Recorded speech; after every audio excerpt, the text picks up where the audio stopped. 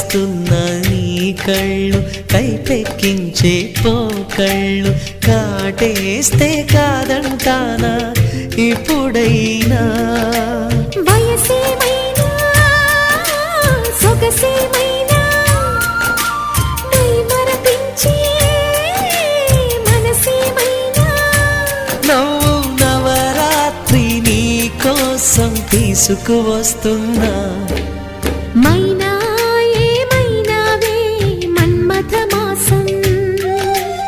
అయినా ఎంతైనా ఇది మెత్తని మోసం